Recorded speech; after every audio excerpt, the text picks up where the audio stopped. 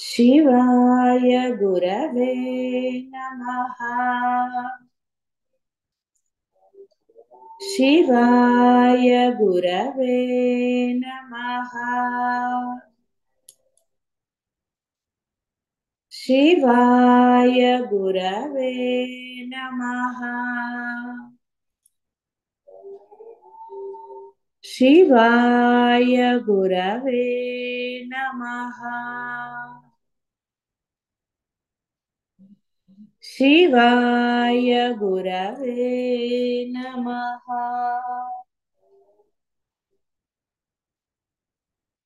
शिवाय गुरवे नमः। शिवाय गुरवे नमः। शिवाय गुरवे नमः। పరిగ్రహం అనగా ఇతరుల నుండి వస్తువులను స్వీకరించుట. తన దేహ పోషణకు అవసరమైన భిక్షాదులు తప్ప తదితరములను సాధకుడు ఇతరుల నుండి ఏది గ్రహించరాదు.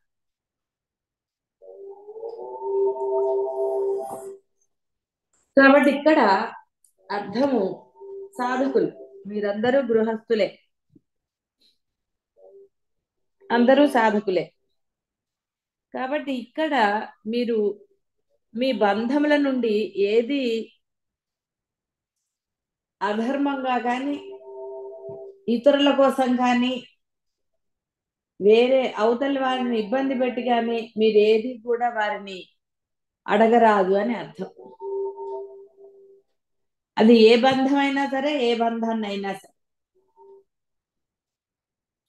అది మీకు అవసరము, అది లేకపోతే మీకు జరగదు అన్నది మాత్రమే మీరు అడగండి.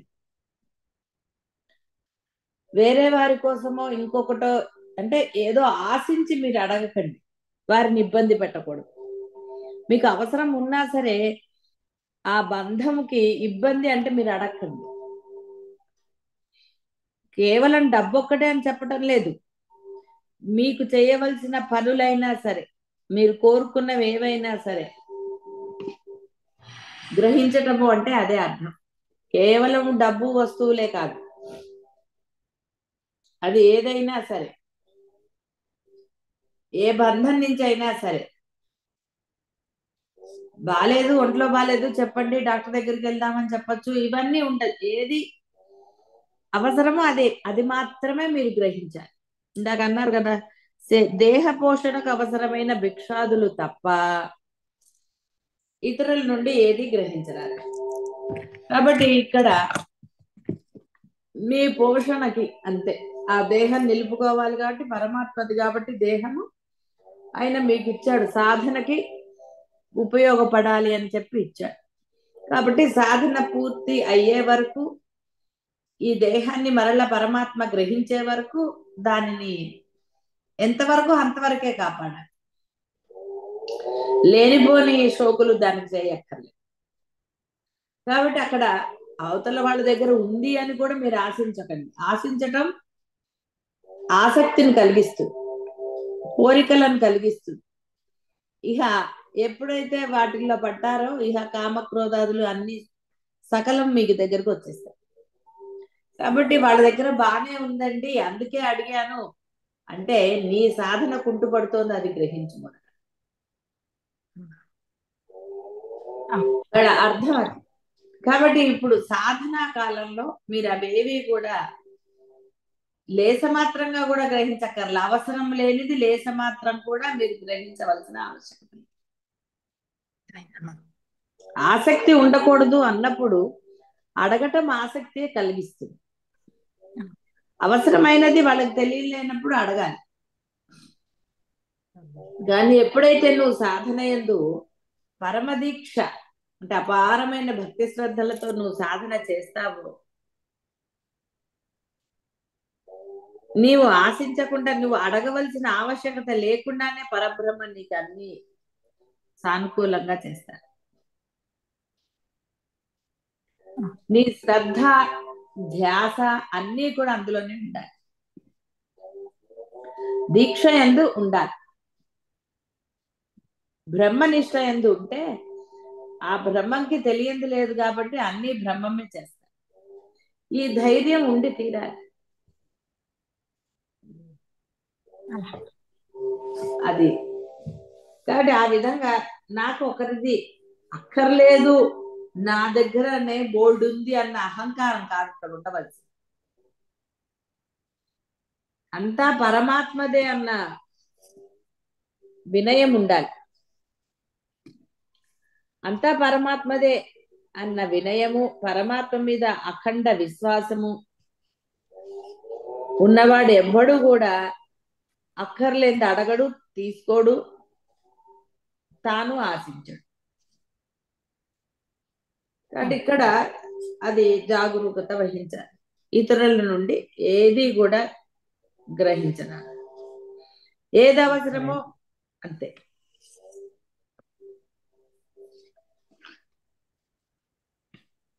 తన దేహ పోషణకు అవసరమైన భిక్షాదులు తప్ప తదితరములు. కాబట్టి ఇక్కడ అది కూడా గ్రహించాలి. ఏది అడిగినా అది భిక్షే.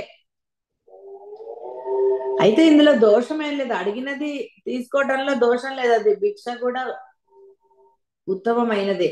నేను అన్న అహంకారాన్ని చంపేస్తుంది. అహంకార పూరితంగా అడిగింది భిక్ష అవ్వదు, అప్పుడు నీలో అహంకారం ఇంకా పెరుగుతుంది. కాబట్టి ఇక్కడ భిక్ష ఏం చేయాలి? అనవసరంగా భిక్ష స్వీకరించి దాచుకోవటమో ఇంకోరికి ఇవ్వటమో కాదు. నీకు ఎంత అవసరమో అంత మాత్రమే తీసుకోవటమే భిక్ష. అలా గ్రహించటమే ఆయా వస్తువుల గురించిన ఆశాదులచే చిత్తానికి విక్షేపం కలుగుతుంది. ఇతరుల కర్మ తనకు తగులుకుంటుంది. భోగ సామాగ్రిచే సాధన చెడు కావున పరిగ్రహంను వదిలివేయాలి. అంటే ఎందుకంటే మీ గురించి తీసుకోండి, ఎందుకంటే వేరే వాళ్ళ గురించి మీరెందుకు తగువులో మనసుని క్షోభ పెట్టుకోవటమో దేనికి? మీరు ఏ బంధమైనా సరే, తల్లైనా తండ్రైనా పిల్లలైనా ఎవరిదైనా వాళ్ళ గురించి మీకు ఎందుకని? ఎవరి సంపాదనలు వాళ్ళవి, ఎవరి ఇది వాళ్ళవి. వాళ్ళు ఏం చేస్తారో వాళ్ళని చేయనివ్వండి. మీరెందుకు కల్పించుకున్నందుకు మీ మనసు క్షోభ పడుతుంది, మీరు డిమాండ్ చేస్తారు, అహంకారం వస్తుంది, వాళ్ళు మీరు చెప్పింది వినకపోతే కోపం వస్తుంది, ఆ క్రోధం కలుగుతుంది. ఇహ మొదలు ఇది మరి అవసరమా సాధకులకి? కాబట్టి వివేక విచక్షణాలంటే వీటిల్లోనే ఉండాలి. అందుకనే దీక్షలు చెప్పబడుతున్నాయి. దీక్షా కాలంలో ఎలా ఉండాలో అలా ఉంటే మీరు ఇవన్నీ గోళలు లేకుండా ఉంటారని దీక్షలు చెప్పబడ్డాయి. అహంకారాది దుర్గుణములలో పరిగ్రహాన్ని చేర్చటం వల్ల అది తక్కిన వాని వల్లే మహాప్రమాదకరమని, దానిని త్యజించాలని సాధకుడు తెలుసుకోవాలి. అంటే ఇక్కడ కేవలం పరిగ్రహం అంటే చెప్పాను కదా, ఇవే కాదు, మీ యొక్క పనులను వేరే వాళ్ళు చేయించుకోవటం, చెయ్యక ఏం చేస్తారంటాం, బద్ధకంగా ఉండటం, ఇలాంటివన్నీ కూడా. నిజంగా మీకు ఓపిక లేకపోతే వేరే వాళ్ళ చేత చేయించుకోవచ్చు, శరీరం సహకరించినప్పుడు. ఎంత సహకరించిందో అంత మీరు చేయడంలో దోషం ఉంది. సరే, ఇంట్లో పని వాళ్ళు ఉన్నారు, ఆవశ్యకత లేదు, అది వేరే విషయం. కానీ ఇంట్లో అవతల వాళ్ళు కూతుర్లా, కోడళ్ళ, కొడుకులా అనవసరం. వాళ్ళు కష్టపడుతుంటే పనిలే చేసుకుంటారు అని నిర్లక్ష్య భావంతో కూర్చోవడం అనేది ఏమాత్రం కూడా పరమాత్మ హర్షించడు. కాబట్టి నీకు ఎంతనో అది చేసి తీరాలి, అంతే. నీ వయసుకు తగ్గట్టుగానండి, దేహానికి తగ్గట్టుగానండి, ఎలా అయినా సరే చేసేటప్పుడు వినయంగా చేయాలి తప్ప నేను కాబట్టి చేస్తున్నానన్న అహంకారం ఉండరాదు. ఇది ఎప్పుడు కూడా వ్యక్తి యందు ఉంచుకోవాలి. చేస్తున్నారు కదా అని అహంకరించకూడదు. మీ మాటల్లో చేతల్లో అది కనపడరాదు. ఆ విధంగా జాగరూకతతో ఉండాలి. కాబట్టి పరిగ్రహము అంటే వస్తువులని, ధనము అవి తీసుకోవటమే కాకుండా ఇలాంటివి కూడా పనులు చేయించడం అనేవి కూడా అందులోకి వస్తాయి. కాబట్టి జాగరూకతతో ఉండండి. అవసరం లేనివి అడగకండి, అవసరం లేనివి తీసుకోకండి. పక్కింటి చెట్టు పూలు కోయటము, ఆకులు కోయటము ఇలాంటివి కూడా పరిగ్రహమే. ఏదైనా సరే మీకు అవసరం లేనిది అంటే దేహ పోషణాదులకని ఆయన క్లియర్ గా చెప్పారు. అది తప్ప ఇంకా వేరేది మీరు ఏది గ్రహించడానికి వీల్లేదు. అంటే వీటన్నిటి గురించే ఆ యొక్క దీక్షలు చెప్పబడ్డాయి. ఎందుకంటే దీక్షలో ఉన్నప్పుడు మీకు భయం ఉంటుంది. అమ్మో నేను దీక్షలో ఉన్నాను, ఇలాంటివి చెయ్యకూడదు కదా అని. నియమనిష్టలు మీరు పాటిస్తారు కాబట్టి ఆ నియమనిష్టలు పాటించేటప్పుడు మాత్రమే మీరు ఆ యొక్క బ్రహ్మైక్యాన్ని పొందుతారు. కాబట్టి అహంకారాది దుర్గుణములన్నింటినీ సంపూర్ణముగా విడనాడాలి. ఏమాత్రం కూడా నేను అనేది ఉండరాదు. పొరపాటున కూడా నేను అనే అహంకారం మీ అంటే చేసే పనుల్లో ఉండకూడదు, మాట్లాడటంలో ఉండకూడదు, ఎక్కడా కూడా అది ఉండరాదు. జాగరూకతతో ఉండాలి. నేను లేనప్పుడే మీకు ఆ యొక్క అర్హత లభిస్తుంది. ఎప్పుడైతే నేను సంపూర్ణంగా సహజంగా నశించిందో అప్పుడు ఆ స్థితి స్థిరంగా ఉన్నప్పుడు మీకు ఆ యొక్క జీవ బ్రహ్మైక్యం అనండి, అహం బ్రహ్మాస్మి స్థితి కలుగుతుంది. అందులో సందేహం లేదు. కాబట్టి ఏదైనా మీ చేతుల్లోనే ఉంది, మీ వ్యవహారంలో ఉంది, మీ యొక్క ఆచరణ వ్యవహారం అంటే. కాబట్టి మాట చేత మనస వాచ కర్మణ మీరు ఎందులో ఉంటే అది పొందుతారు. అంటే బాహ్యంలో ఉండి బ్రహ్మాన్ని పొందలేరు. బ్రహ్మంలో ఉండి బాహ్యాన్ని పొందవచ్చు, కానీ బాహ్యంలో ఉండి బ్రహ్మాన్ని పొందలేరు. బాగా గుర్తుపెట్టుకోండి. ఎందులో ఉంటే రెండోది కూడా సాధ్యమేనా, అందులో ఉంటారు ఎవరైనా సరే. కాబట్టి బ్రహ్మంలో ఉన్నప్పుడు బాహ్యము అత్యద్భుతంగా కాబట్టి బ్రహ్మంలో ఉండాలి. బాహ్యంలో ఉండి బ్రహ్మాన్ని పొందలేరు. ఆహా అనలేరు, ఓహో అనలేరు, అనుభూతి పొందలేరు. పక్కవాడిని చూసి ఆహా అంటారు, సరే రకరకాలు. కాబట్టి అహంకారాది దుర్గుణములన్నిటినీ సంపూర్ణముగా వదిలివేయాలి.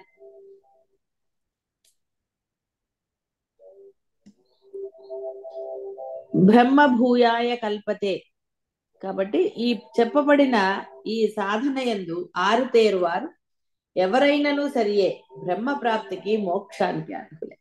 ఇవన్నీ చేయాలి.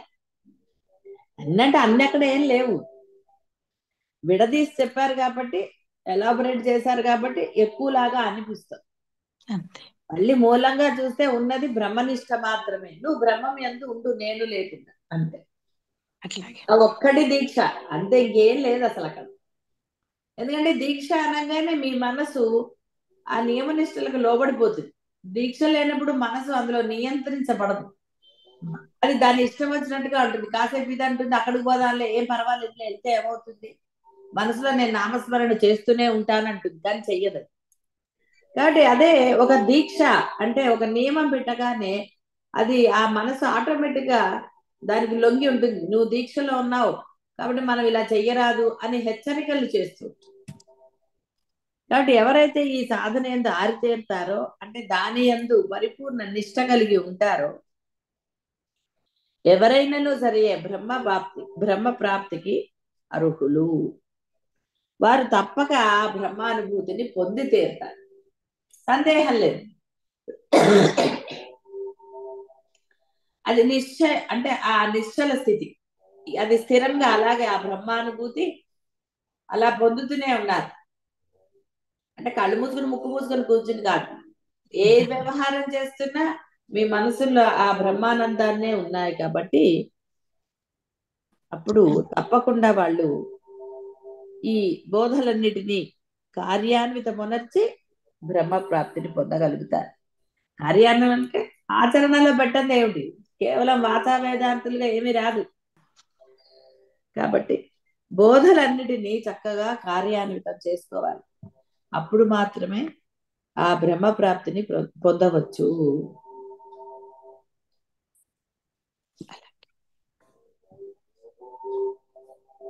కాబట్టి ఇప్పుడు చెప్పినవన్నీ కూడా అతి ముఖ్యములైనవి. వీటిని ముముక్షువులు కంఠస్థం చేయాలట. అర్థాన్ని సదా మననం చేయాలి. చక్కగా కార్యాన్వితమునర్చి మోక్ష ప్రాప్తిని పొందాలి, కృతార్థులు కావాలి. అనగా దీన్ని ఎందు కొన్ని గ్రహించవలసిన గుణములు, కొన్ని త్యజించవలసిన గుణములు చెప్పబడ్డాయి. ఔషధము పద్యము రెండు తెలుపబడినవి. రెండును సమకూడినప్పుడే ఈ యొక్క భవరోగం కుదురుతుంది అన్నాడు. చక్కగా పాయింట్స్ వైజ్ ఇచ్చాడు. బ్రహ్మ సాక్షాత్కారానికి, మోక్షానికి ఏ ఏ సాధనలు చెయ్యాలి, ఎలా ప్రవర్తించాలి, ఎన్నున్నాయి మొత్తం 12 చెప్పారు విడిగా. ఒకటి, బుద్ధిని మిగుల నిర్మలముగా ఓనర్చుకోవాలి. అలా ప్రయత్నపూర్వకంగా బుద్ధిని అతి నిర్మలంగా ఉంచుకోవాలి. ధైర్యము చే రెండవది, ధైర్యము చే ఇంద్రియ మనంబులను స్వాధీనం చేసుకోవాలి.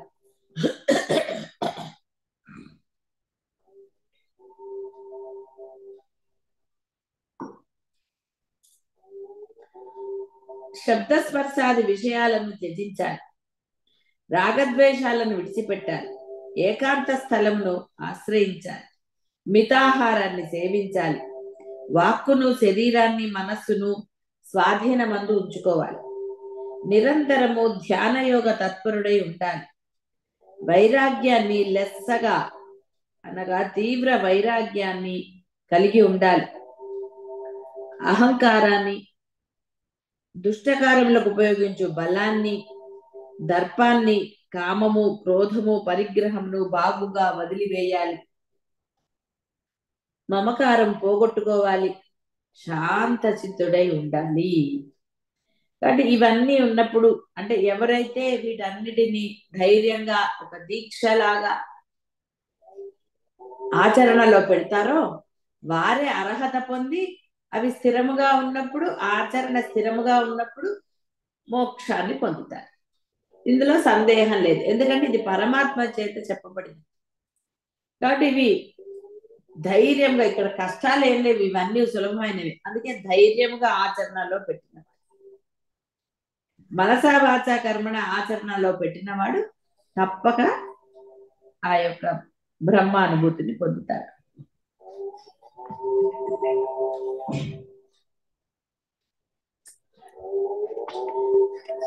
బ్రహ్మరూపమును పొందినవాడు అంటే బ్రహ్మైక్యాన్ని పొందినవాడు జీవన్ముక్తుడు, నిర్మలమైన ప్రశాంతమైన మనస్సు గలవాడు. మనుజుడు దేనిని గూర్చి దుఃఖించడు. అంటే ఇది అది అని వాడికి ఏం బాధ లేదు, ఇది ఉంది అది లేదు అన్న బాధ లేదు. కాబట్టి బ్రహ్మరూపాన్ని, బ్రహ్మైక్యాన్ని పొందినవాడు, జీవన్ముక్తుడు, నిర్మలమైన ప్రశాంతమైన మనస్సు గలవాడు అగు మనుజుడు దేనిని గూర్చి దుఃఖించడు. వాడికి దేనికి ఇంకా జీవన్ముక్తుడు వాడు, అంటే వాడికి ఇంకా జనన మరణాలు లేవు, జీవ లక్షణాలు లేవు. వాళ్ళు జీవ లక్షణాలు ఉన్నవాడి మనసు ప్రశాంతంగా ఉండదు, నిర్మలంగా ఉండదు. కాబట్టి జీవ లక్షణాలు లేవు అంటే అర్థము వాడిలో బ్రహ్మ లక్షణాలు ఉన్నాయి. బ్రహ్మ దేని గురించి చింతిస్తాడండి? ఇది ఉంది ఇది లేదు కావాలి దాచుకోవాలని అనుకోడు. బ్రహ్మం ఎప్పుడు దాచుకోలేదండి, అన్ని ఇచ్చేశాడు ఆయన.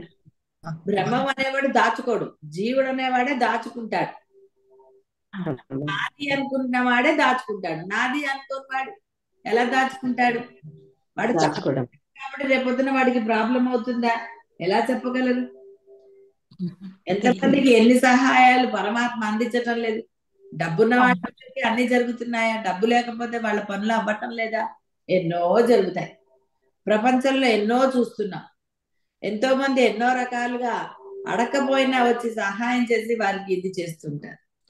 ఏది ఎలా జరుగుతుంది అనేది బ్రహ్మనీతి ప్రకారమే జరుగుతుంది తప్ప నీ దగ్గర డబ్బులో, ఆస్తులో, బలగమో ఉందని జరగటం లేదు. అవి కొన్ని మాత్రమే, కొంతమంది మాత్రమే. అంటే అక్కడ కూడా దైవంది లేకపోతే, బ్రహ్మనీతి లేకపోతే అక్కడ కూడా అది జరగదు. కాబట్టి కేవలము డబ్బు మాత్రమే అనుకుని దాచుకునేవాడి సంగతి. కానీ దాపరికం అనేది కేవలము జీవుడికి మాత్రమే, అది జీవలక్షణం, బ్రహ్మంకి వెళ్ళలేదు. కాబట్టి దాచుకోలేదు. కాబట్టి రమణ మహర్షి చెప్పింది కూడా అదే. మన తలుపులన్నీ వేసుకుని చక్కగా కట్టుకుని చేశాం కాబట్టి వాడికి ఏదో అనుమానం వచ్చింది మన దగ్గర ఏవో ఉన్నాయని, అందుకనే వాడు మన్ని కొట్టాడు. తప్పే ఉంది అట్లా. దాచుకోవటం లేనప్పుడు తలుపులు వేయాల్సిన అవసరం లేదు అవతల వాళ్ళు. అదేవిధంగా మనసులో దాచుకున్నా మనసు ప్రశాంతంగా ఉండాలి. ఇళ్లలో నాది నాది అని దాచుకున్నా దానివల్ల మీకు ప్రశాంతత లేదు. దాచుకున్న వస్తువుల పట్ల ప్రశాంతత ఉందా? ఉండదు. అది పాడైపోతుందో అన్న భయం, ఉందో లేదో అన్న టెన్షన్, ఎవడు పట్టుకుపోతాడన్నట్టు ఎన్నున్నాయి. దాచినప్పుడు ఇన్ని రకాలుగా ఉంటాయి. కాబట్టి ఇక్కడ మనసు ప్రశాంతత అంటే బ్రహ్మ లక్షణమే. ఆ బ్రహ్మ లక్షణం స్థిరంగా ఉన్నప్పుడు అదే జీవన్ముక్తత్వం, బ్రహ్మైక్యము. ఇవి కాబట్టి వాడు దేనిని గురించి దుఃఖిస్తాడు, ఏది కోరుకుంటాడు? సమస్త ప్రాణులందు తననే చూసుకుంటాడంటే అన్ని ఆ బ్రహ్మ రూపాలే అని గ్రహిస్తాడు. దేనివల్ల వాడికి భయము కానీ దుఃఖం కానీ ఏది కలగదు. ఒకరిని చూసి మీరు భయపడ్డా, వాళ్ళు ఏమనుకుంటారని భయపడ్డా మీరు జీవలక్షణాలు. వాడు ఏమన్నా అనుకుంటాడేమో, ఇది చాలా మీ మీ అందరిలో ఉన్నది. పిల్లలు ఏమన్నా అనుకుంటారేమోనండి, వాళ్ళకి ఇది లేకపోతే అన్ని దొంగ భయాలే. మీ యందు బ్రహ్మనిష్ట లేనప్పుడు మాత్రమే ఈ భయాలకు మీరు చోటిస్తారు. నిజంగా బ్రహ్మనిష్ట అంటే ఆ దీక్ష తీసుకుని ఆ బ్రహ్మనిష్ట కలిగిన వాడు ఇలాంటివన్నీ కబుర్లు చెప్పు. వెళ్ళకపోతే ఏమవుతుంది, రాకపోతే ఏమవుతుంది, అది ఈ కథలన్నీ చెప్తారు. నిష్ట లేని వాడికే సమర్థింపులు. నిష్ట ఉన్నప్పుడు చెప్తారంటే మీరు దీక్షలు, ఇప్పుడు అయ్యప్ప దీక్ష ఉన్న వాళ్ళని ఎవరు పడితే వాళ్ళు పిలుస్తారా? అది పిల్లలు కావచ్చు, బంధువులు కావచ్చు, ఎవరైనా పిలవరు. ఎందుకు? వాడు దీక్షలో ఉన్నాడు. మరి మీరెందుకు చెప్పలేకపోతున్నారు నేను దీక్షలో ఉన్నానని? మీరు దీక్షలో ఉన్నాను అని మీరు నిర్భయంగా చెప్పగలిగినప్పుడు వారు మిమ్మల్ని ఇబ్బంది పెట్టారు. మీరు నిర్భయత్వం మీలో లేదు కాబట్టి మీరు భయపడతారు. భయము జీవలక్షణం, ఇక చెప్పక్కర్లేదు. కష్ట సుఖాలు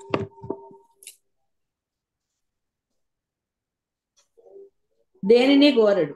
సమస్త ప్రాణులందు సమబుద్ధి గలవాడై వాణిని తనవలే చూచుకొనుచు నాయందలి ఉత్తమ భక్తిని, అంటే పరమాత్మ నాయందలి అంటే అక్కడ ఇది పరమాత్మ చెప్తున్నాడు కాబట్టి ఉత్తమ భక్తిని పొందుతాడు, అంటే ఏకాగ్రత పొందుతాడు. యోగ తత్పరుడు, ధ్యాన యోగ తత్పరుడు అంటే అదే. ఏకమైన మనస్సు కలిగి ఉంటాడు, ఏకమైన విచారణ, బ్రహ్మము తప్ప అన్యము లేదన్న ఇది కలిగి ఉంటాడు. వాడు నిర్మల చిత్తుడే బ్రహ్మ సాక్షాత్కారాన్ని పొందగలుగుతాడు, మలిన చిత్తుడు కాదు. కాబట్టి మలినము అంటే ఇక్కడ బాహ్యమే, ఏమీ లేదు. మీరు బాహ్య ప్రపంచానికి ఇచ్చే విలువలు, సమర్థింపులు, భయాలు, అది ఏదైనా కావచ్చు, ఒక్కొక్కళ్ళు ఒక్కొక్క రకం. అవేవి కూడా మీకు బ్రహ్మని పొందింపలేదు.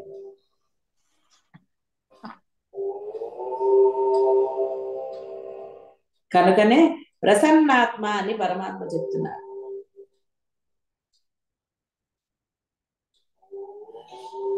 కాబట్టి బ్రహ్మ సాక్షాత్కారం పొందినవాడు ఎలా ప్రవర్తిస్తాడో చెప్తున్నారు. నిర్మల చిత్తుడై ఉండి దేనిని గురించి దుఃఖించగా, దేనిని కోరక, సర్వభూతముల ఎడల సమబుద్ధి కలిగి భూతదయ గలవాడై పరాభక్తి యుతుడై వెలిగించుంటాడు. పరాభక్తి యుతుడై అంటే భక్తి అంటే మళ్ళీ ఏదో భజనలు ఇవి చేస్తాడని కాదు. ఏకాగ్ర చిత్తం ఆ పరమాత్మ యందు మాత్రమే కలిగి ఉంటాడు. పరాత్మ కాబట్టి పరాభక్తి అన్నారు. ఉన్నది ఆ పరబ్రహ్మమే అని మనసా వాచా కర్మణ నమ్ముతాడు.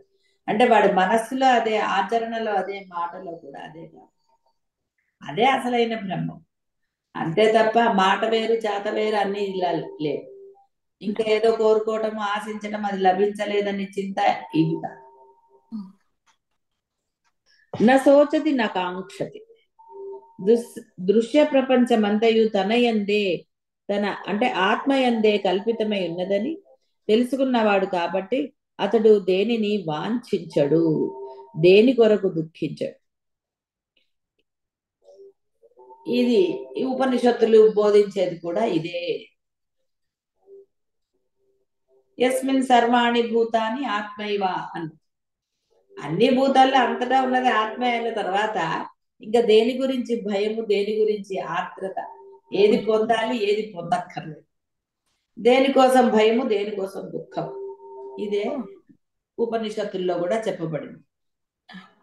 సమహ సర్వేషు భూతేషు అంటే ఆత్మానుభూతి బ్రహ్మానుభవము పొందిన వానికి గురుతు సమస్త ప్రాణికోట్ల యందు సమభావం కలిగి తన వలనే వానిని చూస్తాడు. జ్ఞాన ప్రాప్తికి సర్వభూత దయ చిహ్నం. అది లేనిచో పూర్ణ జ్ఞానము ఆత్మానుభవము ఇంకా కలగలేదని అర్థం. కాబట్టి అందరి పట్ల ఒకే భావం.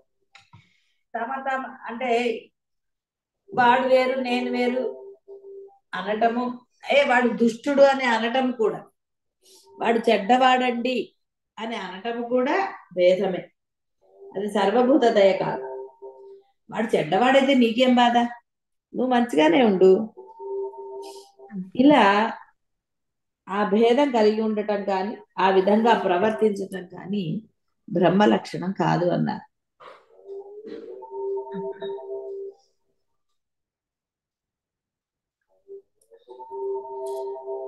జ్ఞాన ప్రాప్తికి సర్వభూత దయ చిహ్నం. అది లేనిచే క్షమ్యత అది లేనిచో పూర్ణ జ్ఞానము ఆత్మానుభవం ఇంకా కలగలేదని గుర్తు. కనుకనే బ్రహ్మ ప్రాప్తి పొందిన మహనీయుడు సర్వప్రాణులందు సమబుద్ధి కలిగి సర్వభూతహితుడై ప్రవర్తిస్తాడని పరమాత్మ సెలవించారు. మద్భక్తిం లభతే పరాం అంటే బ్రహ్మజ్ఞాని నా యొక్క పరాభక్తిని పొందుచున్నాడు. భక్తి యొక్క పరాకాష్ఠకు జ్ఞానము భేదం లేదని తెలుసు. ఉన్నది అతడే అని. ఇక్కడ కృష్ణుడు అంటే మీరు మళ్ళీ ఏదో దైవం అనే రూపం ఉన్న దైవం అని తీసుకురారు, జగద్గురువు అని తీసుకురారు. పరమాత్మ పరబ్రహ్మము. కాబట్టి ఆ పరబ్రహ్మం ఏందే నిష్ట కలిగి ఉంటాడు. వాడికి ఇంకా వేరే భయాలు కానీ సమర్థింపులు కానీ అలాంటివన్నీ ఏమి వాడికి ఉండవు కలుగవని భవిష్యత్తులో కూడా. సామాన్య భక్తి పరాభక్తి అని భక్తి రెండు విధాలు. పరాభక్తి మాత్రమే జ్ఞాన నిష్టతో సమానం. నిష్ట గలవాడికి అది కలుగుతుంది, దీక్ష కలిగిన వాడికే అది కలుగుతుంది. అంతే తప్ప అవునండి పరమాత్మ ఉన్నాడు దానికోసమే నేను చేస్తూ ఉన్నాను, ఇంకా కొంచెం సమయం పడుతోంది చేస్తున్నాను అని వాచా వేదాంతుల్లాగా చెప్తూ ఉంటారు. వాడికి బాహ్యము ఉంటుంది, భయము ఉంటుంది, సమర్థింపు అయ్యి అన్ని లక్షణాలు ఉంటాయి, బాహ్య లక్షణాలు ఉంటాయి. బ్రహ్మ లక్షణాలు కూడా లేవు అనడానికి లేదు. బ్రహ్మ లక్షణాలు అప్పుడప్పుడు అలా కనబడిపోతూ ఉంటాయి. స్థిరంగా ఉన్నవి బాహ్య లక్షణాలు. ఎందువల్ల అంటే వాడు ఇంకా అక్కడ ప్రవర్తిస్తున్నాడు. బ్రహ్మ లక్షణాలు స్థిరంగా ఉన్నవాడికి బాహ్య లక్షణాలు వెతికినా కనపడవు. వాడిది సామాన్య భక్తి అన్న. అందుకనే ఉన్నాడని తెలుసు వాడికి, లేడని కా ఉన్నాడు, పరబ్రహ్మమే ఉన్నాడు, వాడి వల్లే అన్ని సమస్తము జరుగుతాయి అని అంటాడు. మరలా నేను నాది అంటాడు, నేను సర్వసమర్థుణ్ణి అంటాడు. ఈ విధంగా రకరకాలుగా వాడి యొక్క భావనలు ఆచరణలు ఉంటాయి. స్వస్వరూపానుసంధానం భక్తి ఇది అభిధీయతే అని శంకరుల వచన ప్రకారం ఆత్మతత్వానుసంధానమే పరాభక్తి యొక్క లక్షణం. ఆత్మతత్వ అనుసంధానమే అంటే సర్వకాల సర్వావస్థల యందు మీరు ఆ ఆత్మతత్వాన్ని ఆచరణలో పెట్టటమే అసలైనది పరాభక్తి. మీరు ఏ లక్షణాలు ఆచరణలో పెడతారో మీరు అది. లక్షణాల ఆచరణలో పెట్టకుండా కేవలం చెప్తే వాచా వేదాంతం, దానివల్ల ఉపయోగం ఏమీ లేదు. వాచా వేదాంతం వల్ల లేస మాత్రమైన ఉపయోగం లేదు కాకలేదు. అవునమ్మా. కావున పరాభక్తికి జ్ఞానానికి భేదం లేదు. జ్ఞానమును పొందిన వారికి అపరిమితమగు భక్తి ఉంటుంది. పరమ సత్యము అంటే ఉండి భక్తి ఉంటుంది అన్న పరమ సత్యాన్ని పరమాత్మ చెప్తున్నారు. జ్ఞానికి ఆత్మదేవుని ఎడల అనన్య భక్తి ఉండును. ఆత్మదేవుడు అంటే పరమాత్మ. మళ్ళీ ఇంకో ఆత్మదేవుడు ఎక్కడి నుంచి వచ్చాడు అనుకోండి. లేదమ్మా. పరమాత్మ ఎందు అనన్య భక్తి అంటే ఇంకా అన్యం ఏది లేదు. అన్యం దేని మీద వాడికి ఇంట్రెస్ట్ లేదని అర్థం. భక్తి అంటే ఆ శ్రద్ధ విశ్వాసాలు ఇంకా దేని మీద లేవు, కేవలం ఆ పరమాత్మ ఏంది అనన్య భక్తి, అన్యము లేని భక్తి. ఇంకా దేని ఎందు ఇంట్రెస్ట్ కానీ ఇంకోటి కానీ ఏవి లేవు మనకి. అదే అనన్య భక్తి.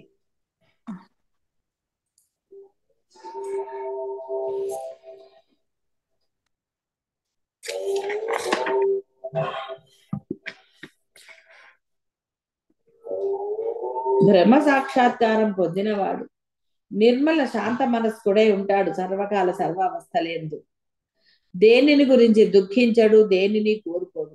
సర్వ భూతములందు సమభావం కలిగి వాణిని తన వల్లనే చూసుకున్నాడు.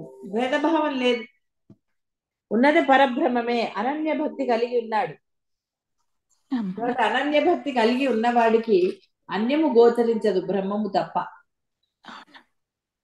అట్టి బ్రహ్మజ్ఞాని ఉత్కృష్టమకు ఆ యొక్క పరమాత్మ ఎడల ఈ అనన్య భక్తి పరాభక్తిని పొంది అందులోనే లయమవుతాడు. కాబట్టి భక్తి చే జ్ఞానము, జ్ఞానము చే మోక్షము లభిస్తుంది. భక్తి చేత మనుషుడు తాను ఎటువంటి వాడో యథార్థముగా తెలుసుకుంటాడు. ఎవరైతే తన గురించి వాస్తవంగా తెలుసుకుని ఆచరణలో పెడతారో వాడు మాత్రమే నా యందు ప్రవేశిస్తున్నాడు అన్నాడు ఆయన. అంటే నా యందు ప్రవేశిస్తున్నాడు అంటే బ్రహ్మంలో లీనమవుతున్నాడు అని అర్థం.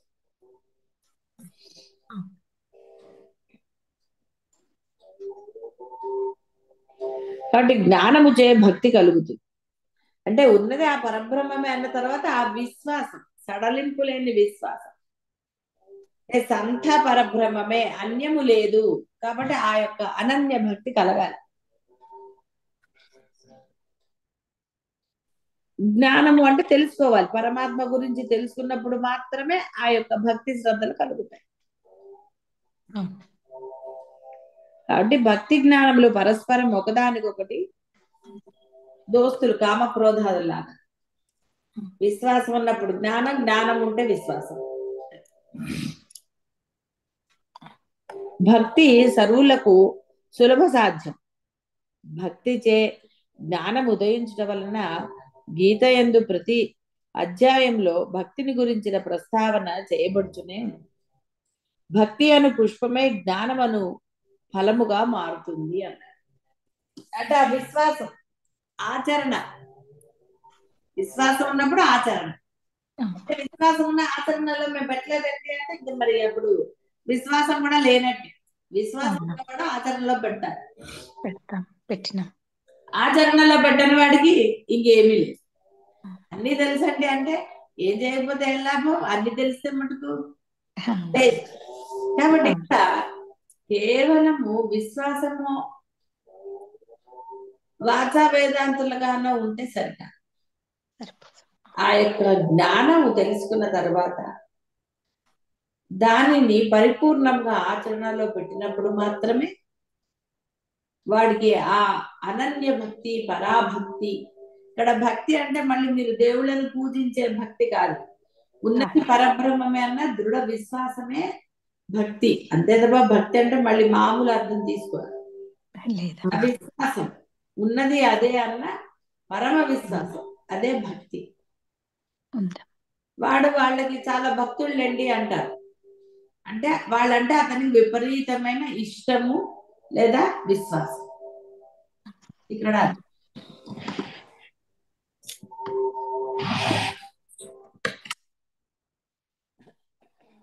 అంటే ఆ భక్తే, ఆ విశ్వాసం, ఆచరణే మోక్షం అనే ఫలాన్నిగా మారుతుంది అన్నారు. అంటే మోక్షంలో స్థిరంగా ఉంటావు అని. భక్తి చేత మనుషుడు పరమాత్మని లెస్సగా తెలుసుకొనగలుగుతాడు. ఎందుకంటే వాడికి అనుభవాలు కలుగుతాయి, అప్పుడు అనుభూతులు కలుగుతాయి ఆచరణలో పెట్టినప్పుడే.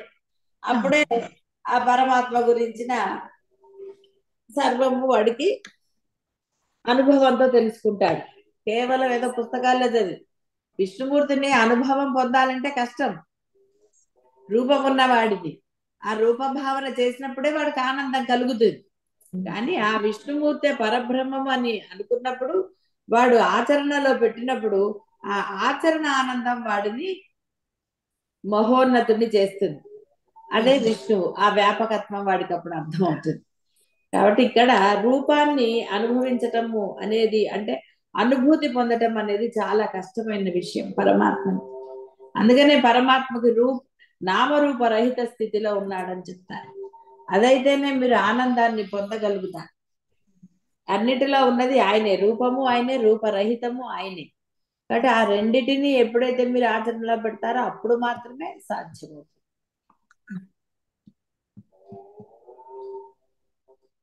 పరమాత్మని అనేకులు అనేక విధములుగా తెలుసుకుంటున్నారు, కానీ యథార్థముగా తెలుసుకున్న వారు చాలా అరుదు. కేవల భక్తి చేత వారిని వాస్తవంగా తెలుసుకోగలుగుతారు. ఇష్టం లేకపోతే ఏం తెలుస్తారండి? సోమవారం ఓ గుడికి వెళ్తారు, మంగళవారం ఓ గుడికి వెళ్తారు, అట్లా రోజుకో గుడికి వెళ్తారు.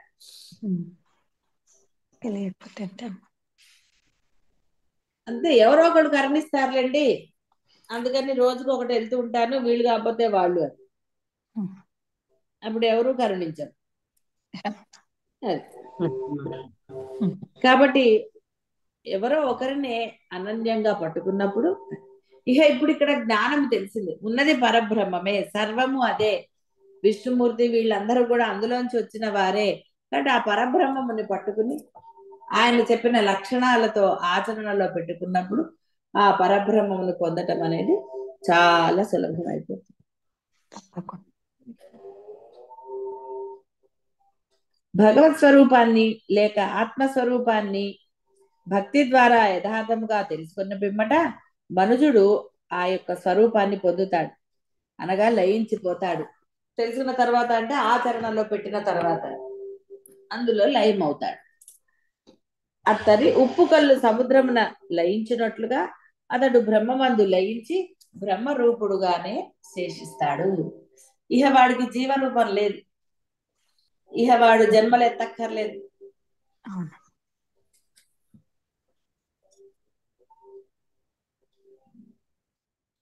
జ్ఞాతుం ద్రష్టుం చ తత్వేన ప్రవేష్టుం చ పరంతప.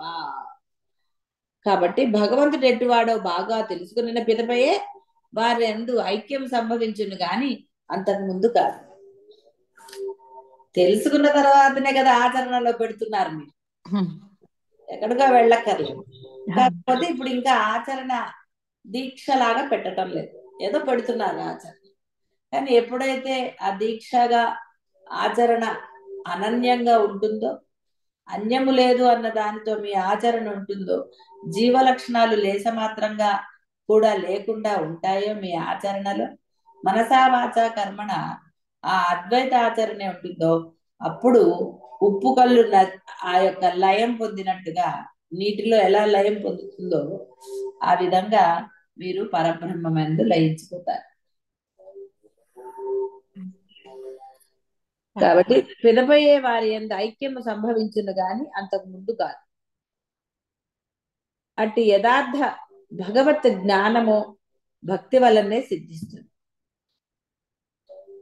జ్ఞానము చేత ముక్తి లభించును, ఆ జ్ఞానము భక్తి చేత లభిస్తుంది. కాబట్టి మోక్షమునకై భగవద్భక్తి, ఇక్కడ భగవద్భక్తి అంటే పరమాత్మ భక్తి సర్వజీవులకు అత్యంత ఆవశ్యకమని తెలుసుకోవాలి. కాబట్టి ఆ యొక్క అనన్య భక్తి చే మాత్రమే వాడికి పరమాత్మ తెలియబడతాడు, అంటే ఆచరణలో పెట్టగలుగుతాడు. ఆ విశ్వాసం లేనప్పుడు వాడు ఆచరణలో పెట్టాడు, కేవలం వాచా వేదాంతిగా డైలాగులు కొడుతూ ఉంటాడు, దానివల్ల ఉపయోగం లేదు. కాబట్టి అనన్య భక్తి, పరాభక్తి కలిగి ఉండాలి. అప్పుడు మాత్రమే వాడికి ఆ తత్వజ్ఞానం కలుగుతుంది.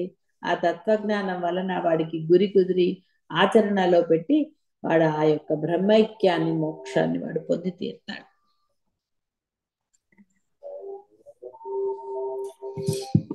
కాబట్టి పరమాత్మను ఆశ్రయించు వాడికి ఆయన అనుగ్రహం చే శాశ్వత మోక్ష పదవి లభించగలదు. కాబట్టి నువ్వు ఆశ్రయించవలసిందే. ఆశ్రయించినప్పుడు మాత్రమే నువ్వు దాన్ని పొందగలుగుతావు. ఆశ్రయించినప్పుడు ఎందుకు చేస్తాడండి ఆయన మటుకు? నువ్వు బాహ్య ప్రపంచంలో తిరుగుతూ ఉండి పరమాత్మ నన్ను అనుగ్రహించండి అంటే బయట కూర్చుని పిల్లలు ఏదన్నా అంటే ఏమంటారు, ముందు ఇంటికి రారా తర్వాత చూద్దాం నీ సంగతి అంటారు. అలాగే పరమాత్మ కూడా అదే అంటున్నాడు, అరే ఇంటికి రారా అప్పుడు నీ సంగతి చెప్తా, నా దగ్గరికి రా అంటాడు. ఆయన ప్రేమతో అంటాడు, మీరు ప్రేమతో అన్నారు కదా.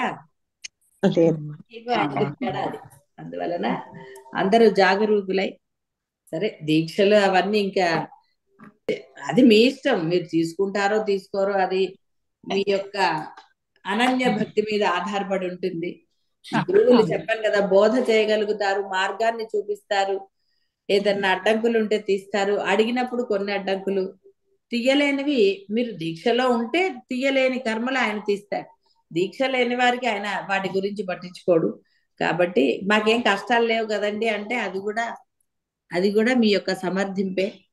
నమస్కారం. ఇష్టం వచ్చినట్టుగా ఉండవచ్చు, అందులో ఏం సందేహం లేదు. ఎవరి స్వాతంత్రానికి, ఇది భారతదేశం, అందరూ సర్వస్వతంత్రులే.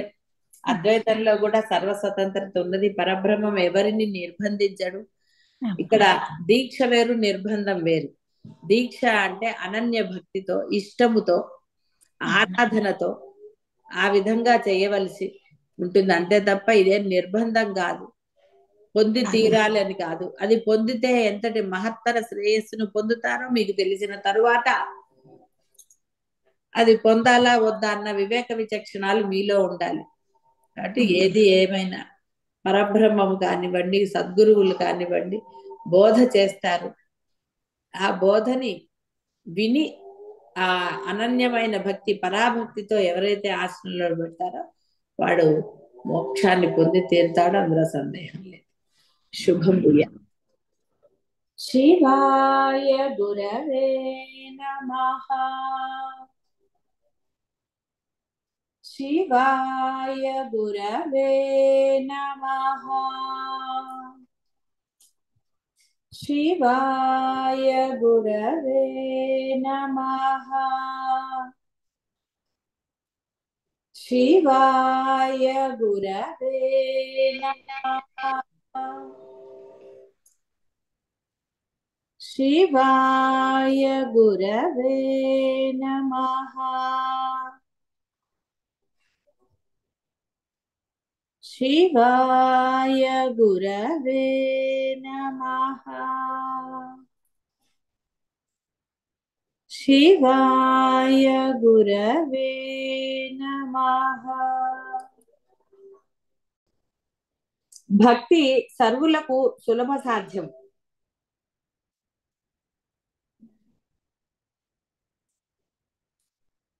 పరమాత్మని అనేకులు అనేక విధములుగా తెలుసుకొనుచున్నారు, కానీ యథార్థంగా తెలుసుకున్న వారు చాలా తక్కువ మంది. భక్తి చేతనో వారిని వాస్తవంగా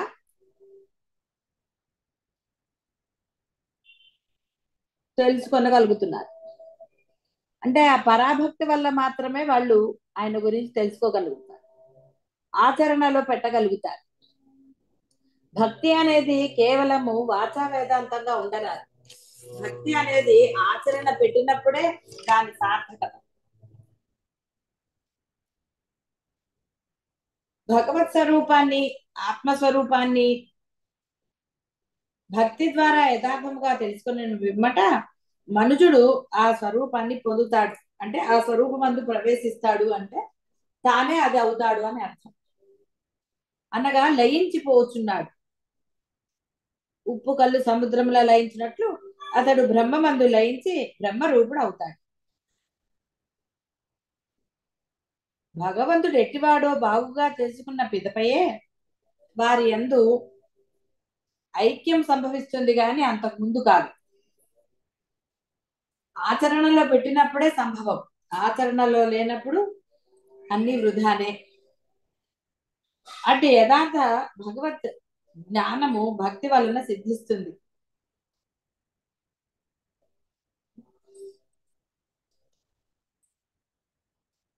సమస్త కర్మములను ఎల్లప్పుడూ చేయుచున్నవాడైనను కేవలము నన్నే ఆశ్రయించువాడు శరణు పొందువాడు నా అనుగ్రహం వలన నాశరహితమగు శాశ్వత మోక్ష పదవిని కాబట్టి వాడికి పనులు ఉంటాయి. ఎలా అయితే ఒకసారి నారదుడు అహంకరిస్తాడు, తనకన్నా గొప్ప భక్తుడు లేడు అని విష్ణుమూర్తి దగ్గర అంటాడు ఆయన. స్వామి, నాకన్నా గొప్ప భక్తుడు ఉన్నాడా నీకు? అప్పుడు విష్ణుమూర్తి ఉన్నాడు అని చెప్తాడు. నారదుడు చాలా ఆశ్చర్యపోతాడు. నేను సర్వకాలము స్వామినే కీర్తిస్తున్నానే, నాలాగా కీర్తించే వాళ్ళు ఎవరు ఉంటారు? సరే అడుగుతాడు. అడిగితే అప్పుడు ఆయన ఒక కట్టెలు కొట్టేవాడిని చూపిస్తాడు. అదేంటి స్వామి అంటే, వెళ్ళి ఆయన్ని పరిశీలించిరా అని చెప్తాడు. ఇది ఇంతకుముందు మీకు చాలా సార్లు కూడా చెప్పాను. అంటే భక్తి ఎలాంటిదో మీకు తెలియాలి. అతని మనసు అక్కడే లగ్నమైంది. కట్టెలు కొడుతున్నా కూడా మనస్సు అనేది పరమాత్మైందే లభ్యమైంది. అతను ధర్మంగానే తన యొక్క ఆ కట్టెలు అమ్మటం కానీ ఏదైనా కానీ చేశాడు.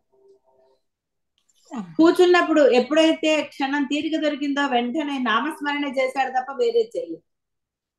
అంటే అతని యొక్క మనస్సు ఆయనందే లగ్నమైంది కాబట్టి విశ్రాంతి లభించినప్పుడు వెంటనే అదే బయటకు వచ్చింది. మనసు లగ్నం కానప్పుడు మీరు ఒట్టిగా కూర్చుంటే భగవంతుడు ఎందుకు గుర్తొస్తాడండి? మీరు శ్రద్ధలతో ఇష్టపూర్వకంగా చేసినప్పుడే, చెయ్యనప్పుడు గుర్తొస్తాడు ఆయన. అరే, నన్ను నామస్మరణ నువ్వు చేయటం లేదని మీకు స్ఫురణకు వస్తుంది. అది భక్తి. ఇంతకుముందు వచ్చిందా? ఇంతకుముందు కూడా మీరు నామస్మరణలు మొదట్లో చేశారు, కానీ అప్పుడు గుర్తు రాలేదు. ఇప్పుడు కొంత భక్తి శ్రద్ధలు దాని ఎందుకు కలిగినప్పుడు ఎప్పుడైతే నామస్మరణ మీరు చేయటం మానేస్తున్నారో వెంటనే మీకు స్మరణ వస్తుంది, నామస్మరణ జరగట్లేదు అని. ఎప్పుడైతే ఆ మనస్సు పరమాత్మ ఎందు లగ్నం అవుతుందో అప్పుడు అతను కట్టెలు కొట్టడం అయిపోయి కూర్చోగానే నామస్మరణే చెప్తున్నాడు బయటికి. అతన్నే తలుచుకుంటున్నాడు తప్ప అబ్బా అని గాని, ఎంత అలసిపోయానని గాని, ఇవాళ నాకు ఇవి అమ్ముడుపోతాయా లేదా అని గాని, డబ్బులు ఎన్ని వస్తాయి, ఇవేం ఆలోచించలేదు. చూసారా, బాహ్యం అనేది లేదు అతని దగ్గర. కుటుంబ పోషణార్థం అతను ఆ పని చెయ్యాలి.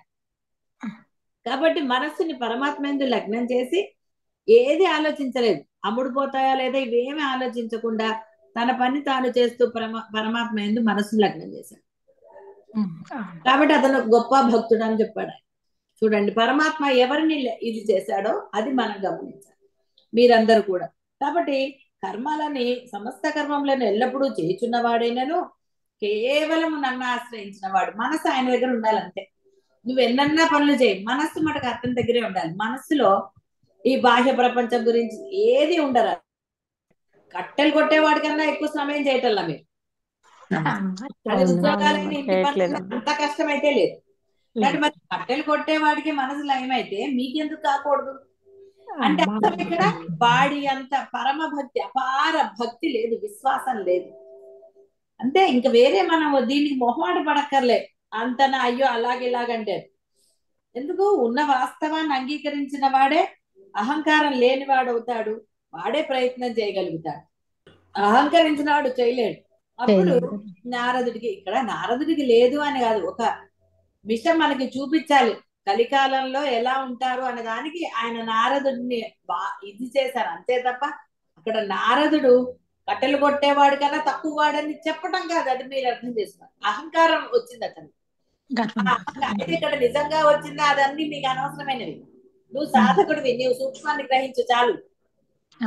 ఇప్పుడు నారదుడి గురించి వాటి గురించి అక్కర్లా మీకు. మీరు ఏం చేస్తున్నారు దోషం తెలుసుకుని దోష నివారణ చేసుకుని మనసుని పరమాత్మ ఎందు లయం చేయండి, అది మీరు చేయాల్సి. మిగతా స్టోరీ అక్కర్లేదు.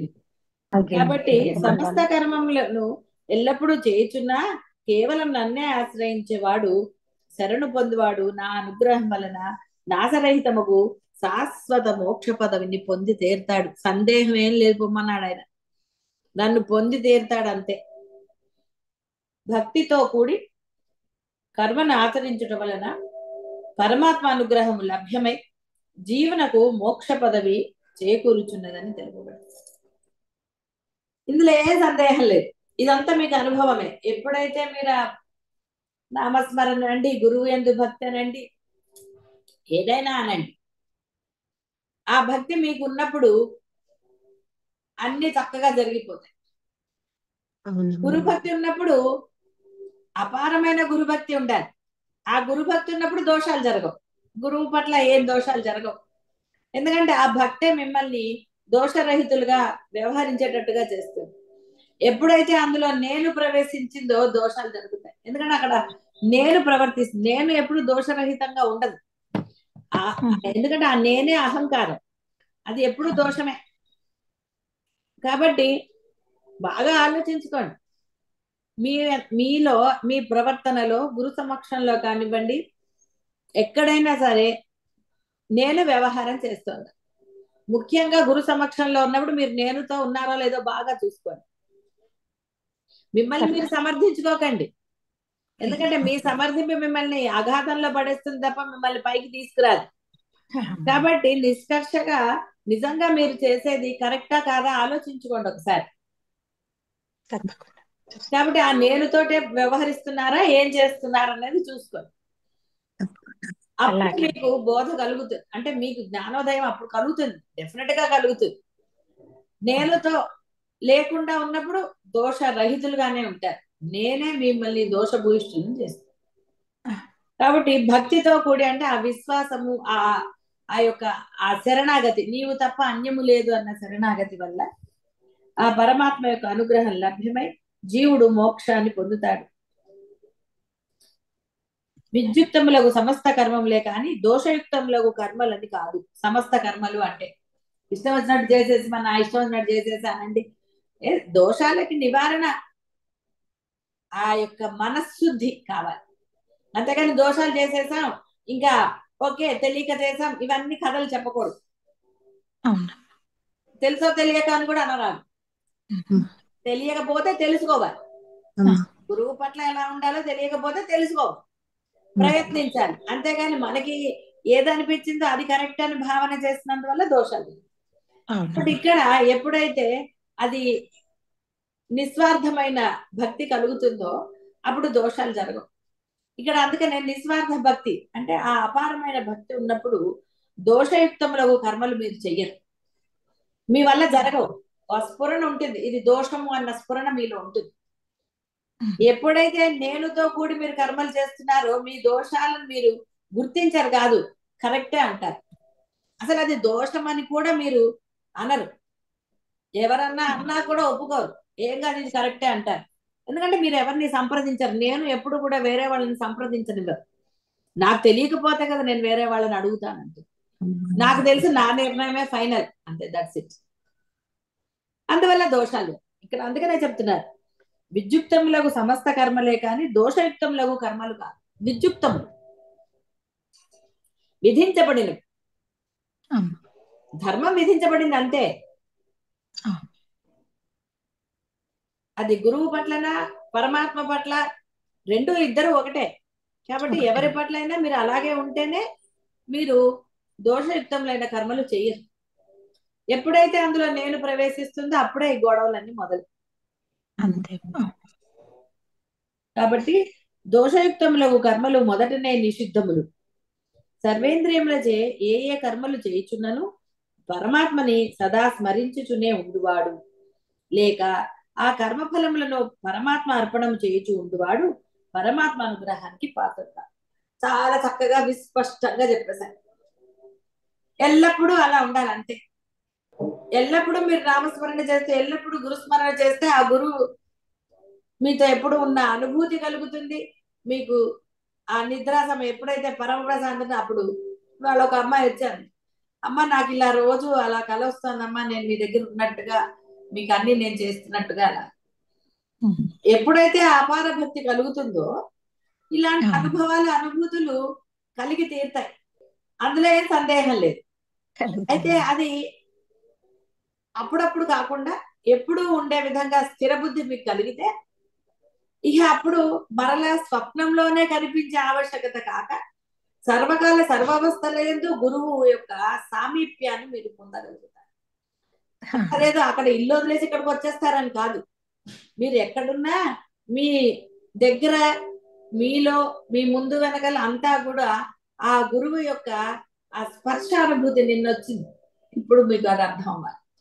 ఆ యొక్క అనుభూతిని మీరు పొందుతారు. గురువు అక్కడే ఉన్నట్టు మీతో మాట్లాడుతున్నట్టు అనండి, అన్ని ఆ గురువు యొక్క స్పర్శ అనుభూతి మీకు కలుగుతుంది. నిన్న స్పర్శ అనుభూతి అన్నప్పుడు అక్కడ ఎక్కువ చెప్పకుండా వదిలేశాను. కాబట్టి ఆ స్పర్శ అనుభూతి కలుగుతుంది. ఎవరైతే ఆ సర్వస్వ శరణాగతి పొందుతారో కాబట్టి ఆ యొక్క శరణాగతి పొందిన వారికి అవి లభిస్తాయి. కాబట్టి ఏ కర్మలు చేయుచున్నా సదా స్మరిస్తూనే ఉండేవాడు తప్పకుండా మోక్షానికి పొందుతాడు. ఎందుకంటే పరమాత్మ అనుగ్రహం లభించాక, గురువు అనుగ్రహం లభించాక వాడు మోక్షాన్ని పొంది తీరుతాడు. అంటే గురువు అనుగ్రహం లభించాలన్నా, పరమాత్మ అనుగ్రహం లభించాలన్నా వారు చెప్పినట్టుగానే నడుచుకోవాలి తప్ప మన ఇష్టం వచ్చినట్టుగా కాదు.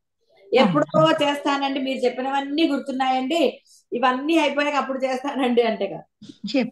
అప్పటికి నువ్వు చేస్తావో లేదో గురువులకి వాళ్ళకి తెలుసు, అందుకే వాళ్ళు నవ్వేసి చూసుకుంటారా సరే అని.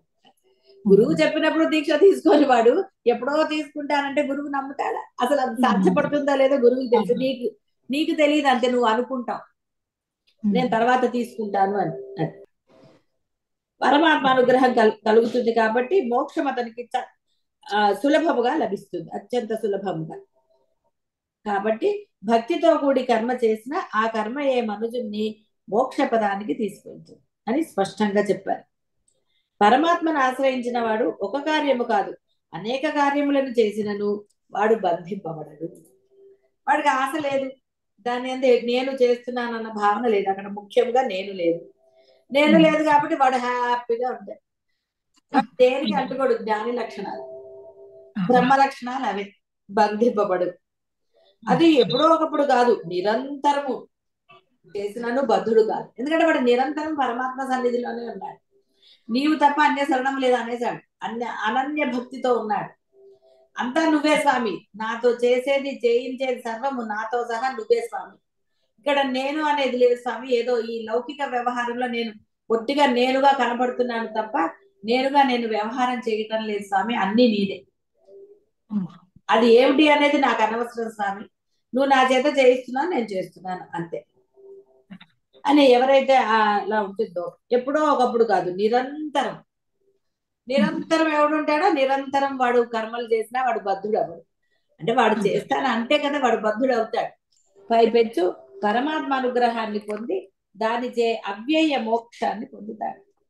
శిరస్సుపై ఉదక కుంభం ఉంచుకుని నృత్యం చేసే స్త్రీ నోటితో పాట పాడినను చేతులతోనూ కాళ్లతోనూ నాట్య విన్యాసములు కావించినను ఆమె మనస్సు మాత్రం శిరస్సుపై గల నీటి కుండ పైననే ఉండునట్లు సమస్త కార్యములను సదా చేయుచున్నను ఎవని మనస్సు పరమాత్మ యందే ఉంటుందో సమస్త కార్యములు సదా చేయుచున్నను ఎవని మనస్సు పరమాత్మ పైనే అంటే పరమాత్మ యందు లగ్నమై ఉంటుందో అతడు పరమాత్మ అనుగ్రహానికి పాత్రుడై ముక్తిని పొందుతాడు. అంటే ముక్తి ఎలా? వాడు పరమాత్మ మీద లగ్నం చేశాడు, వాడికి ఇంకా బాహ్యంతో నేనుతో సంబంధం లేదు. నేనుతో వాడికి అన్ని ఉన్నాయి, బోల్డు బంధాలు, బోల్డు వ్యవహారాలు, బోల్డు అన్ని ఉన్నాయి. కానీ అవన్నీ కూడా వహామి అహం అన్న ఆ పరమాత్మ చూస్తున్నాడు. ఇతను దేంట్లో అన్నిట్లో ఉన్నాడు. ఇతను చూసే వాళ్ళందరికీ ప్రపంచ దృష్టికి ఇతనే చేస్తున్నాడని ఉంది. కానీ ఇతని మనసులో మాత్రం నేను చేస్తున్నానన్న భావన లేదు కాబట్టి, సర్వము పరమాత్మ నిర్వహిస్తున్నాడు కాబట్టి అన్ని బ్రహ్మాండంగా జరిగిపోతాయి. ఎక్కడ ఒక విఘ్నం అని కానీ, ఒక బాధ అని కానీ, ఇంకోటి అని కానీ ఏది జరగదు. అన్ని అలా అనుకున్నంతలో జరిగిపోతూ ఉంటాయి, అనుకున్నంతలో జరిగిపోతూ ఉంటాయి. అన్ని పరమాత్మ సంకల్పాలే, ఎక్కడ ఏది లేదు. అంటే ఇక్కడ ఒక మనకి ఎగ్జాంపుల్, అది మనకి భరతనాట్యంలోనే ఏదో నాట్యంలో ఉంటుంది. కొంతమంది దీపాలు పెట్టుకుని పైన కుండ కింద ప్లేటు ప్రాక్టీస్ అభ్యాసం చేశారు వాళ్ళు. మరి దానికన్నా కష్టమైంది ఏం కాదు మీరు భగవద్ ధ్యానం చేయటం అనేది. నామస్మరణ అనేది దానికన్నా కష్టమైంది కానే కాదు, అత్యంత సులభం. అది మీరు అభ్యాసం చెయ్యలేదు కాబట్టి. ఎందుకు చేయలేదంటే ఇష్టముగా చేయలేదు కాబట్టి, ఇష్టపడలేదు కాబట్టి. చిన్న సింపుల్ అంతే. ఇష్టం ఉంటే చేసేవాళ్ళు ఎంత కష్టమైన, ఇష్టం లేక చేయటం లేదు. ఏమి ఇందులో నేను సందేహించట్లేదు. మీరు సందేహించినా నాకేం పర్లేదు. కాబట్టి మీరు అది ఒప్పుకుంటే నిజమే నాకు అంత ఇష్టం లేదు కాబట్టి చేయటం లేదు కదా అన్న ఆ పరమ సత్యాన్ని అంగీకరించినట్టయితే అప్పుడు ఇష్టాన్ని పెంచుకుంటారు, పరమాత్మ యందు దీక్ష లభిస్తుంది. కాబట్టి ఎప్పుడైతే ఉంటుందో అప్పుడే పరమాత్మ అనుగ్రహానికి వాడు పాత్రుడు అవుతాడు. ఎప్పుడైతే అనుగ్రహం లభించిందో పరిపూర్ణముగా వాడు ముక్తిని పొందినట్టే. ఆ, కాబట్టి కర్మ దైవ స్మృతితో చేయబడినప్పుడే, చూసారా?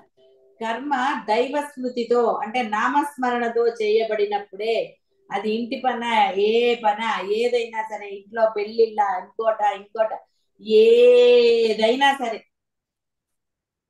అవును. చేయబడినప్పుడే, ఈశ్వరార్పణ బుద్ధితో చేయబడినప్పుడు మాత్రమే మోక్ష హేతువు అవును గాని తదితర సమయములందు కాదని స్పష్టంగా చెప్పేశారు. కాబట్టి నువ్వు నేనుతో చేసిన, అహంకారంతో చేసిన, దేనితో చేసినా, ఇప్పుడు మీ దోషాలు మీకు తెలుసు కదా, ఏమేం చేస్తున్నారు, తెలుసు. గురువు పట్ల ఏమేం చేశారో తెలుసు, సర్వం తెలుసు మీకు. బాహ్యంలో గురువు పట్లనే కాదు, మీ యొక్క ఈ దైనందిన జీవితంలో మీరు మీ ఇళ్లలో ఉన్న వాళ్ళ పట్ల, పిల్లల పట్ల అనండి, పెద్దవాళ్ళ ఎవరి పట్ల అయినా సరే మీ దోషాలు మీకు తెలుసు. తెలుసు. తెలిసి కొన్ని ఇంకా చేస్తున్నారు. ఆ తెలిసి ఎందుకు చేస్తున్నారు అని ప్రశ్న వేసుకోండి. ఎటు వెళ్తున్నారు, బోధ ఎటు జరుగుతోంది, ఎటు మార్గంలో ప్రయాణిస్తున్నారు. నేనుతో ప్రయాణం చేయకండి అంటే ఆ నేనుతోనే ప్రయాణం చేస్తున్నారు ఇంకా కొంతమంది. కాబట్టి ఆ నేను ప్రయాణం మానేసి పరమాత్మ ప్రయాణం చేస్తే పరమాత్మలో ఐక్యమవుతారు. కాబట్టి కర్మ దైవ స్మృతితో చేయబడినప్పుడు మాత్రమే, ఈశ్వరార్పణ బుద్ధితో చేయబడినప్పుడు మాత్రమే మోక్ష హేతు అవుతుంది. తదితర సమయములందు కాదు అని స్పష్టాతి స్పష్టంగా చెప్పారు. అలా పరమాత్మని ఆశ్రయింపక, ఫలములను ఈశ్వరార్పణము చేయక, చేయు కామ్య కర్మాదులచే జీవుడు బద్ధుడై మోక్షాన్ని పొందలేడుగాక వాడు కేవలం జనన మరణాలనే పొందుతాడు. ఏ మాత్రం సందేహం లేదు, వాడు పొందేది అదే. ఇంకా అసలు అంటే అనుమానమే అక్కర్లేదు. మోక్షం పొందకపోతే వాడికి లభించేది మరణాలే. మోక్షం పొందిన వాడికి మరణాలు లేవు, కానీ మోక్షం పొందని వాడికి మరణాలు ఎందుకు లేవండి? చక్కగా రాసు. కాబట్టి ఈశ్వరార్పణము చేయక, పరమాత్మను ఆశ్రయించక, కామ్యకర్మాదుల జీవుడు బద్ధుడై మోక్షాన్ని పొందలేడు. కావున కర్మ మార్గం అవలంబించు సాధకులు ఈ విషయము చక్కగా తెలుసుకోవాలి. కర్మ మార్గం అంటే పనులు చేసేవాళ్ళని, పని చేయని వాళ్ళకి కాదండి. బాధ్యతలు ధర్మాలు అయిపోయిన వాళ్ళు కాదు. పిల్లల పెళ్లిళ్ళు అయిపోయాయి, అన్ని అయిపోయాయి. ఏవేవైతే మీరు ఇంతకుముందు అబ్బో నాదే అనుకున్నారో, నేనే చెయ్యాలి, నేను లేకపోతే ఎలాగా అనుకున్నారో, అవన్నీ కూడా అయ్యాయి. సరిపోని ఇంకా ఉన్న వాళ్ళకైనా తెలిసిపోయింది, ఇప్పుడు ఉన్నది పరబ్రహ్మమే, నేను చేసేది ఏమీ లేదు అక్కడ, నేనుతో నువ్వు ఏమీ చేయలేదని స్పష్టంగా తెలిసిన వాడే నేనుతో చేయడండి. మాటలు ఎందుకు? నేనుతో నేనేమి చేయలేను, నా కనీసం వెంట్రుకను కూడా ఇది చెయ్యలేనని తెలుసుకున్నవాడు మాత్రమే నేను చేసి పరమాత్మ అర్పణం చేస్తాడు, గురువు అర్పణం చేస్తాడు, ఆ సర్వస్వ శరణాగతి పొందుతాడు. నేను ఉన్నవాడు సర్వస్వ శరణాగతి ఏనాడు పొందడు. వాడిలా నేను అనే అహంకారం ఉండి తీర్చు. దీన్ని గుర్తుపెట్టుకోండి. కాబట్టి ఈ విషయాన్ని సాధకులు చక్కగా తెలుసుకుని ఆచరణ చేయాలి. భగవంతుని అనుగ్రహం లేనిచో, అంటే ఆ పరమాత్మ యొక్క అనుగ్రహం లేనిచో ఈ మాయాబంధం నుండి ఎవడును తప్పించుకొనజాలడు. అంటే అనుగ్రహం లేకుండా మేము ఏదో పుస్తకాలు చదివేస్తామండి, మీరు చెప్పారు కదా నామస్మరణ, మేము నామస్మరణ చేసేస్తామండి, ఆ పరమాత్మని పొందేస్తామండి అంటే అవి ఎలా చేయాలో నీకు తెలియాలి, అనుగ్రహం ఎలా పొందాలో తెలియాలి. కేవలం పొద్దున కాసేపు, సాయంత్రం కాసేపు, అప్పుడు కాసేపు, ఇప్పుడు కాసేపు చేసేస్తే మరి ఈ పాటికి మీరందరూ పొందాలి కదా. పొందలేదని మీకు ఇప్పుడు అర్థమైంది. అర్థమైన తర్వాత కూడా అహంకరించరాదు, అహంకారం నశింపజేసుకోవాలి. కాబట్టి అహంకారం నశించేదా లేదో చూసుకోండి. అట్లీస్ట్ గురు సమక్షంలోనైనా అహంకారంతో ఉంటున్నారా లేదో చూసుకోండి. అది కూడా చూసుకోకుండా మీరు ఎలా అనుకున్నారో, మీరు ఎలా ఉండదలుచుకున్నారో అలా ఉండి నేను అహంకారం లేకుండా ఉన్నాను అనుకుంటే మీరు పరమ అజ్ఞానులు, మీరు మూర్ఖత్వమే. చాలా గొప్పగా ఉన్నాను అనుకుంటారు కొంతమంది. కాబట్టి అది మీరు ఎప్పుడైతే నేను ఇలా ఉండటం కరెక్ట్ అని మీకు మీరు డిసైడ్ అవుతారో అది మూర్ఖత్వం. ఎందుకంటే అక్కడ నేను చేరు. కాబట్టి ఎలా ఉండాలో తెలుసుకుని అలా ఉండాలి. అలాగే అమ్మా.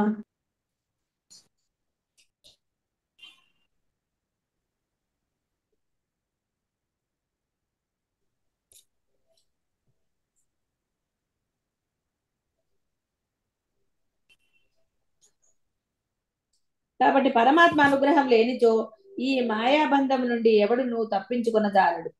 మాయాధీనులకు జనులు మాయాధీసుడకు ఈశ్వరుని అనుగ్రహం పొందనిదే మాయను దాటలేరు. మామేవ ఏ ప్రపద్యంతే మాయాం ఏతాం తరంతితే. కావున అతని అనుగ్రహాన్ని అంటే ఆ పరమాత్మ యొక్క అనుగ్రహాన్ని పొంది తీరాలి. కానీ పొంది తీరాలి అంటే ఆ లక్షణాలతో ఉంటే అనుగ్రహం అదే వస్తుంది. పొంది తీరాలంటే ఎక్కడికో వెళ్ళటము, ఒంటికాల తపస్సు ఇలాంటివన్నీ లేవు. దోషరహితంగా ఉండాలి. నేను లేకుండా ఉంటే అనుగ్రహం లభిస్తుంది. సర్వకాల సర్వ అవస్థల యందు నేను లేకుండా ప్రవర్తించండి. చాలా గొప్పగా ఉన్నానని ఫీల్ అవ్వకండి. ఆ ఆ అహంకారమే మిమ్మల్ని అధపాతాళానికి నెట్టేస్తుంది. కావున అతని అనుగ్రహాన్ని సంపాదించాలి. ఎలా లభిస్తుంది? ఆశ్రయముచే, ఆచరణచే, సమస్త కర్మములను ఈశ్వరార్పణ బుద్ధితో చేయుటచే. అట్టి వారిని అతడు కరుణించి అనుగ్రహించునే కాని తదితరులను కాదు. అంటే మోక్షానికి సంబంధించి మిగతావి మీరేమో కోరుకుంటారు, పూజలు చేస్తారు, మీ కోరికలు తీరిపోతే అక్కడేం పాప ఆయన ఏం అన్యాయం చేయదు. కానీ మోక్షం కావాలనుకున్న వాళ్ళు ఎలా ఉండాలో అలా ఉండి తీరాలి. అందులో ఆప్షన్ లేదు. కాబట్టి పరమాత్మకు పక్షపాతం ఏమీ లేదు. ఎవరు అతనిని ఆశ్రయిస్తారో వారిని అతను అనుగ్రహిస్తాడు. అట్టి పరమాత్మ అనుగ్రహంచే అతనికి ముక్తి లభించి తీరుతుంది. కాబట్టి సర్వులు మొట్టమొదట పరమాత్మ ఆశ్రయపూర్వకముగా భగవత్ ప్రీత్యర్థముగా కర్మలను చేయవలెను. లేకపోతే నామస్మరణ చేయండి అని ఎందుకు చెప్తారండి? సర్వకాల సర్వాలు గురువుకి ఏ పని పట్టలేదా? గురువు పొందాడు కాబట్టి ఆచరణ చేసి పొందాడు, సులభంగా పొందాడు గురువు కాబట్టి మీకు చెప్పాడు. వినలేదు కాబట్టి ఇంత సమయం పట్టింది. ఇప్పటికీ వినకపోతే కాబట్టి మోక్ష పదవి ఎలాంటిది? శాశ్వతమైనది, నాశరహితమైనది. దృశ్య పదార్థం ఏదియు శాశ్వతము కాదు. అది ఎంతటి గొప్పదైనను సరియే, దేశకాలములకు లోబడియే ఉంటుంది.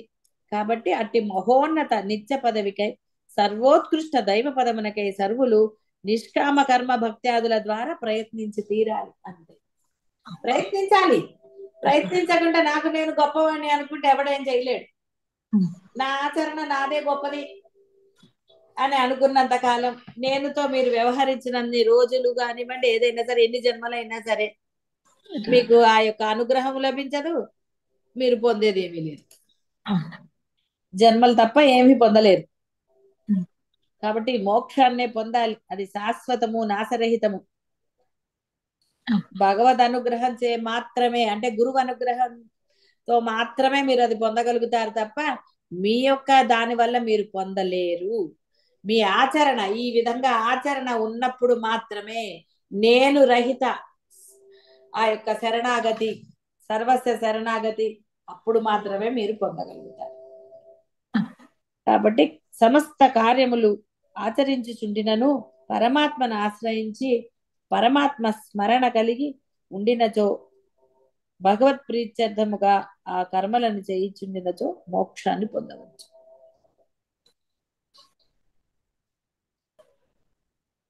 పరమాత్మ అనుగ్రహం వల్లే మళ్ళీ నిష్కామ కర్మ మీరు చేయగలుగుతారు.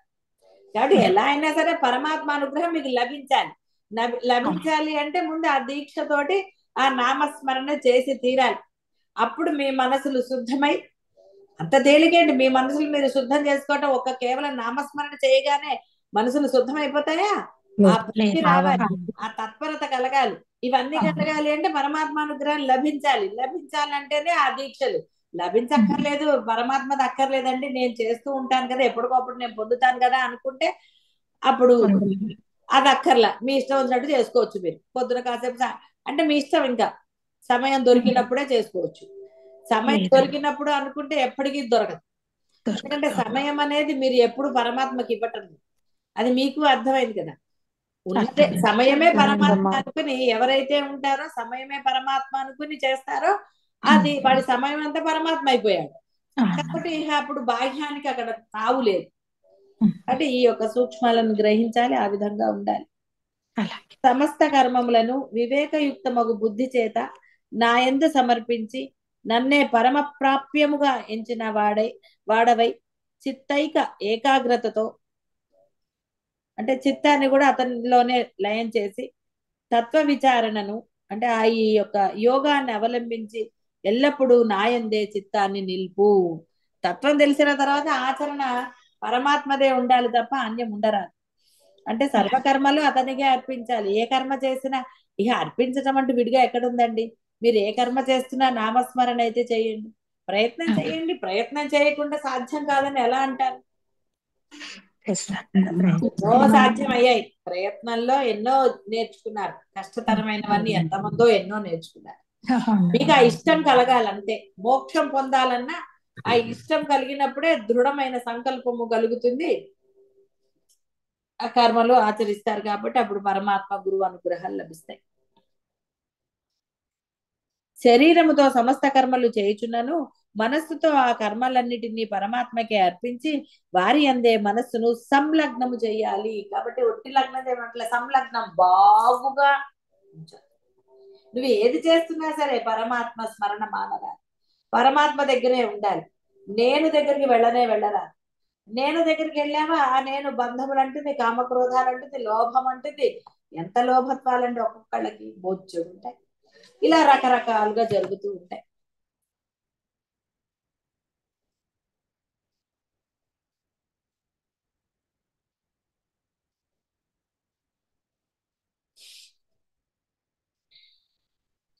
కాబట్టి చేతస అని చెప్పడం వలన కర్మఫల సన్యాసము బోధించబడింది, కర్మ సన్యాసము చెప్పబడలేదు. కాబట్టి ఇక్కడ మీరు ఏ కర్మలు చేస్తున్నారో ఆ ఫలితాన్ని మీరు ఆశించకండి. కర్మ చేసేదే పరమాత్మ అన్నప్పుడు పొందేది కూడా ఆయనే అవుతాడు. కాబట్టి మీరు నేను భావన లేకుండా చేసినప్పుడు అది ఆ ఫలితం కూడా ఈశ్వరుడికి అర్పితం అవుతుంది. అప్పుడు మనస్సు సంలగ్నం అవుతుంది. శరీరము నిశ్చలముగా నుండి ఏ కర్మ చేయకున్నను మనసు ప్రపంచంలో తిరుగుచున్నచో దాని వలన ఇసుమంతైనను ప్రయోజనం లేదు. అందుకని ఏదో ఒక్కడ కూర్చుని నేను ధ్యానం చేసేస్తానండి అంటే అవదు. మీరు ధ్యానానికి కూర్చోగానే ఆలోచనలు వస్తాయి. మీతో పాటు అవి వచ్చి మీ దగ్గరే కూర్చుంటాయి. అంటే అలా చెయ్యొద్దు అనటం లేదు, అది చెయ్యాల్సిందే. అలాని పని ఉన్నప్పుడు మానక్కర్లే. ఇంత పని చేసి వచ్చి కూర్చోగానే మళ్ళీ ఏదో గుర్తొస్తుంది, అబ్బా అంటు ఇక దాని మీదే ఉంటుంది. ఇక లేచి ఆ పని చేసే వరకు వీడు స్థిమితంగా కూర్చోండి. కాబట్టి అలా కాకుండా పని అసలు ముందు పరమాత్మ తర్వాత పని అలా జరుగుతూనే ఉండాలి. పరమాత్మ పని పరమాత్మ పని ఉన్నవన్నీ. అప్పుడు కూర్చున్నా కూడా పరమాత్మ, ఎందుకంటే ఫస్ట్ పరమాత్మని పెట్టారు కాబట్టి కూర్చున్నప్పుడు కూడా ముందు పరమాత్మే వస్తాడు. ఎప్పుడైతే ఫస్ట్ పని తర్వాత పరమాత్మ పెట్టాడు అనుకోండి అది ఎప్పటికీ రాదు. ఎందుకంటే పని ముఖ్యం కాబట్టి మీరు ఎట్లయినా చేస్తారు. తింటం కూడా పెద్ద పనే కదండి, తినకపోతే ఎట్ట కుదురుతుంది? కాబట్టి తినాలి కదా, తింటం మానేస్తారు. పరమాత్మ గురించి మానేరు. కొంచెం ఒక గంట లేటుగా తింటారేమో కానీ అసలైతే తినాలి. తప్పదు కదా, తినక తప్పదు కదా. అది కాబట్టి అన్నిటికీ ఫస్ట్ పరమాత్మని పెట్టారంటే అప్పుడు మీరు ఏకాంతంగా అంటే సమయం ఉన్నప్పుడు మొదట పరమాత్మే కాబట్టి అప్పుడు కూడా పరమాత్మ మొదటి వాడే మీరు ఆనందంగా అంటే ఆ ధ్యానం కానివ్వండి ఏదైనా కానీ చేయగలుగుతారు, సాధన చేయగలుగుతారు. కాబట్టి ఏమైనా హాయిగా కూర్చున్నానండి కానీ మనస్సు కూర్చోవద్దు. మీరు కూర్చుంటే మటుకు అది కూర్చుంటే అదే కదా మీరు ఫస్ట్ లో కంప్లైంట్ చేశారు. ప్రయత్నిస్తున్నారు చూసా. అంటే ఇష్టం బాగా అంటే అది నోరు మూసుకుంటుంది. ఇష్టం తక్కువైనప్పుడు కదండి. అందుకనే ఎలా ఇష్టం పెంచుకోవాలి, ఆ ఇష్టాన్ని ఎలా అప్లై చేస్తే, పిల్లవాడంటే ఇష్టమే కానీ ఎలా చెప్తే వాడు మాట వింటాడు అలా కదా మీరు చెప్తారు. ఎవరికి పిల్లవాడే ఎక్కర్లే, ఎవరికి ఎలా చెప్తే అని కొంతమందికి బాగా టాక్టిస్ ఉంటుంది కదా, వాళ్ళకి అలాగే చెప్తారు. అప్పుడు వాడు నోరు మూసుకుని ఆ పని చేస్తాడు. అందుకని ఇప్పుడు మీకు తెలుసు కాబట్టి ఆ పరమాత్మని మొదట పెడితే పరమాత్మ మీ దగ్గరే ఉంటాడు కాబట్టి పనులు చక్కగా అవుతాయి, మనస్సు నిశ్చలం అవుతుంది. కాబట్టి శరీరముతో అనేక కర్మలు చేయుచున్నను మనస్సుతో ఆ కర్మలను కర్మఫలములను ఈశ్వరార్పణ గావించినచో అది మోక్ష హేతు అవుతుంది. కనుక చిత్తముతో అని చెప్పబడినది. కాబట్టి ఇక్కడ ముందు ఆ చిత్తము ఆయన ఎందు సంలగ్నం కావాలి. ఒట్టి లగ్నం కాదు, బాగా లగ్నం అవ్వాలి. వేరేది అన్యము లేకుండా కేవలం పరమాత్మే అన్న దానితో లగ్నం అవ్వాలి. అప్పుడు మాత్రమే అది మోక్షానికి కారణమవుతుంది. ప్రీతితో భక్తిపూర్వకంగా నన్ను భజించు వారికి బుద్ధి యోగాన్ని ఇస్తానన్నాడు ఆయన. అంతకు ముందే చెప్పాడు, ఇదంతా ఇంత ముందు వచ్చిందే. ఇప్పుడు మళ్ళీ ఫైనల్ గా ఒకసారి గుర్తు చేస్తున్నాడు. సరే ఎంతమంది గుర్తుండి ఆచరణలో పెడతారని పాప ఆయన కూడా. కాబట్టి ఆ బుద్ధి యోగం ఇస్తాడు ఆయన. దదామి బుద్ధి యోగం అనగా చిత్త ఏకాగ్రత, తత్వ విచారణ శక్తి అతనికి భగవత్ కృప కాబట్టి ఇప్పుడు మీకు అవి లేవు అంటే ఆయన అనుగ్రహం లేదని. ఇక్కడే మీరు దిగులు పడక్కర్లా. దిగులు పడి అయ్యో అండి అని అంటే అసలు ఏమీ దొరకదు. అది ఏమంటారు, గోడ మీద పుల్లి వాటం, లేదా బద్ధకం, లేదా ఇష్టం లేకపోవటం. ఇవన్నీ దొంగ మాటలు, సమర్థింపు. ఎందుకు చేయకూడదు? నేను పొంది తీరుతాను అన్న పట్టుదల ఉన్నవాడికి ఏదైనా సాధ్యం అవుతుంది. కానీ ఆ ఏంట్లే వస్తే వస్తుంది లేకపోతే లేదు అనుకున్న వాడికి, లేదా సమర్థింపులు చెప్తూ బాధపడుతూ కూర్చుంటే ఏంటండి లభిస్తుంది? బాధపడుతూ కూర్చుంటే ఏమన్నా అవుతుందా? ఏం అవ్వదు. ఏడుస్తూ కూర్చున్న వాడికి ఏమిటండి, వాడు ఏడుస్తూనే ఉంటాడు. ఎవడు పట్టించుకోడు, కూడా పట్టించుకోడు. అందువలన ఏడవటం అనేది పరమాత్మ ఎప్పుడు ప్రోత్సహించలేదు. పరమాత్మ ఎప్పుడు కూడా నువ్వు చేసి తీరాలి అని చెప్పాడు. కాబట్టి ఆ శక్తి ఆయన ఇస్తారు, ఆ యొక్క అనుగ్రహం కలిగి. అప్పుడు దానిని లెస్సగా ఆశ్రయించి నిరంతరము చిత్తాన్ని పరమాత్మ యందే నెలకొల్పవచ్చు. కాబట్టి బుద్ధి ఇవ్వాలి. ఆ బుద్ధి ఇస్తే అన్ని కర్మలు పరమాత్మ యొక్క నామస్మరణానండి, పరమాత్మకు సమర్పించానండి. ఎలా అయినా సరే అంటే ముందు పరమాత్మ ఉంటాడు, కర్మ కన్నా ముందు పరమాత్మ ఉంటాడు. ఎప్పుడైతే కర్మ కన్నా ముందు పరమాత్మ ఉన్నాడో కర్మ మీరు చేసినా చెయ్యనట్టే అవుతుంది. ఆ యొక్క అనుగ్రహము లభిస్తుంది. చూడండి ఎన్ని లభిస్తున్నాయి పరమాత్మను ముందు పెట్టుకుంటే. అనుగ్రహం లభించి ఆ యొక్క పరమ శ్రేష్టమైన ఆ యొక్క ఆత్మ పదవి, మోక్ష పదవి, జీవ బ్రహ్మైక్యము, దానికి ఎన్ని పేర్లు ఉన్నతమైనవి, అవన్నీ కూడా సిద్ధిస్తాయి. అన్నిటి అన్ని ఉన్నాయని కాదు, ఒకటే. హాయిగా మీరు బ్రహ్మ అహం బ్రహ్మాస్మి అని అప్పుడు నిర్భయంగా సతతం అని చెప్పారు. అంటే ఏ కాలమందును దైవ విస్మృతి కలుగ నీయక నిరంతరము చిత్తము ఆత్మయందే పరమాత్మయందే ఉండులాగాన ప్రయత్నించి తీరాలి అంతే. అంతేగాని సరే ఇక చెప్పక్కర్లేదు. సర్వకాల సర్వ అవస్థల ఎందు కూడా ఆ దైవ విస్మృతి కలుగనీయక నిరంతరము చిత్తము ఆత్మయందే ఉండేటట్టుగా ప్రయత్నించాలి. ఏలనినా మాయ జీవుని పడగొట్టుటకు అది ఎప్పుడు రెడీగానే ఉంటుంది. మాయ అంటే నేనే, ఇంకా నేను వేరేగా ఏదో లేదు. ఆ నేను అన్న మీ అహంకారమే మిమ్మల్ని అధపాతాళానికి నెట్టేస్తుంది. నేను అన్న మూర్ఖత్వం అనండి, పట్టుదల అనండి, ఇక నేనుకి ఎన్ని పెట్టుకుంటే ఏమిటి. నేనుకున్నవన్నీ చెడు లక్షణాలే. అవి ఎప్పుడు మిమ్మల్ని సుఖంగా ఉండనీయవు. మిమ్మల్ని ఎప్పుడు కూడా ఈ జన్మ పరంపరలోకే నెట్టివేస్తాయి. ఏమి సందేహం లేదు. కాబట్టి అతడు ఏమాత్రము ఒకంత అజాగ్రత్తగా ఉన్నప్పటికీ అది అతనిని ఆవరించి వేచి తమస్సులో అంటే అజ్ఞానంలో విషయసుఖములలో పడవేయుటకు సిద్ధముగా ఉంటుంది. కావున సాధకులు సతతం అన్న ఆ పదాన్ని జ్ఞప్తి అందించుకొని దైవ విస్మృతి అంటే ఆ పరమాత్మ విస్మృతి ఏమాత్రం కలగకుండా జాగ్రత్త పడాలి. అందుకనే సర్వకాల సర్వ అవస్థల యందు కూడా అతను తన యొక్క చిత్తాన్ని పరమాత్మ యందే లగ్నం చేసి తీరాలి. అలా చేసినప్పుడు మాత్రమే దోషరహితుడవుతాడు. ఆ పరమాత్మ యొక్క సంపూర్ణ అనుగ్రహం వాడికి లభిస్తుంది. వాడు గనక అలా చెయ్యనప్పుడు చేస్తున్నానన్న భావన వదిలేసి నిజంగా చేస్తున్నారో లేదో కూడా చూసుకోండి. అహంకరించండి. అలా చూడండి. అందరూ కూడా లక్ష్యం ఏర్పరచుకున్నారు. రోజులకి రోజులు అయిపోతున్నాయి. ఇంకా దీక్షల దగ్గర ఇంకా మీమాంసలోనే ఉన్నారు. దీక్షలు పెట్టుకొని వాళ్ళందరూ నా కోసం పెట్టుకోకర్లేదు. మీరు ఉన్నతమైన ఆ యొక్క శ్రేష్టమైన మోక్ష పదవిని పొందడానికి పెట్టుకోవాలని చెప్పా తప్ప గురువుల కోసమో ఎవరి కోసమో నేను చెప్తున్నాను కాబట్టి పెట్టుకున్న వాళ్ళకు కూడా రాదు. మీ అందరూ మీరు నిర్ణయించుకుంటేనే, ఇష్టముగా మీరు నిర్ణయించుకుంటేనే ఆ దీక్ష సఫలం అవుతుంది. పరిపూర్ణం అంటే సఫలం అవుతుంది.